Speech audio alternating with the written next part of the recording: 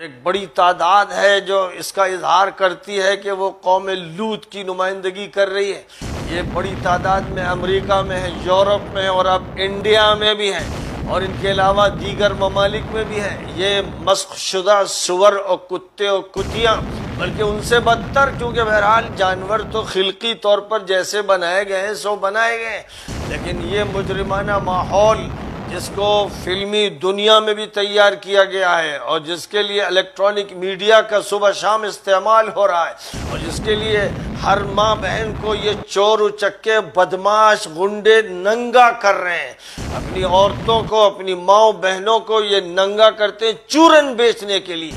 یہ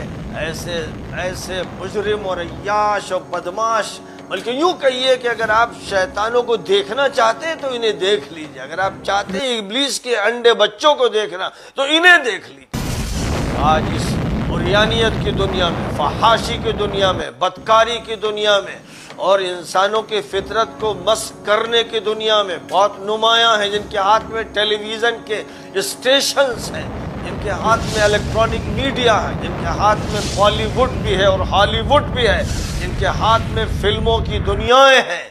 یہ وہ انسانوں کو مسخ کرنے والے خبیث و مجرم لوگ ہیں جنہوں نے نہ ماں کی عزت رکھی ہے، نہ بہن کی رکھی،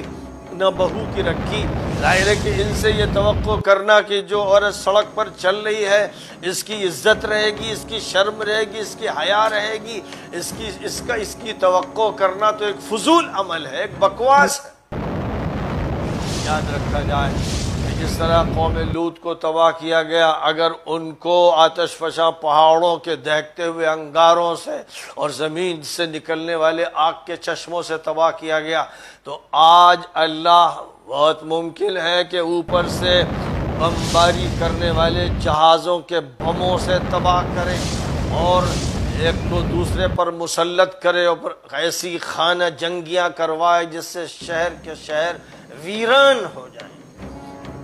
سمجھ لیں فحاشی اور عیاشی کرنے والے اور اس کے مواقع فراہم کرنے والے، اور اس کے لیے آج ہوٹلز بنانے والے، قہوہ گری کا جو کام کرتے تھے وہ پھر بھی سادہ تھے، ان کے محلے الگ ہوتے تھے، پہچانے جاتے تھے، لیکن آج 5 اسٹار اور 7 اسٹار ہوٹلوں کو قہوہ گری کے اڈوں کی شکل میں تیار کیا گیا ہے۔ آج اتنے عیار، ایسے دجال، ایسے چالاک، ایسے مجرم قسم کے لوگ ہیں جو اوپر سے غلاف بہت اچھا چڑھاتے ہیں، بڑے اچھے لیبل استعمال کرتے ہیں، اور اصطلاحات بڑی اچھی ہوتی ہیں، جن کے نتیجے میں اچھے لوگ گندے ہوٹلوں میں اترتے ہیں، اور گندے اور عیاشی اور فحاشی کے ہوٹلوں میں اسلامی پروگرام بھی منعقد کیے جاتے ہیں کہ اور کوئی جگہ نہیں ملتی، زمین میں تلاش کریں تو کہاں کریں، جائیں تو کہاں جائیں۔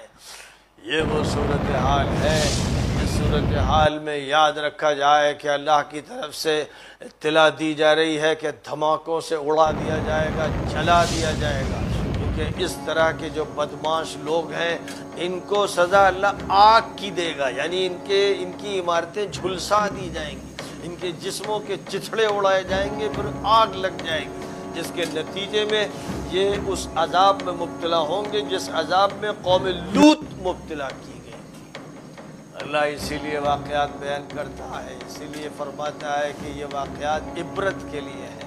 عبرت وہی حاصل کرتا ہے جس کے پاس کچھ عقل ہوتی ہے، کچھ دین ہوتا ہے، کچھ شرم ہے، لیکن جن کے یہاں سے یہ سب چیزیں ختم ہو چکی ہیں ان سے عبرت کی توقع فضول ہے۔ وآخر دعوانا ان الحمد للہ رب العالمین۔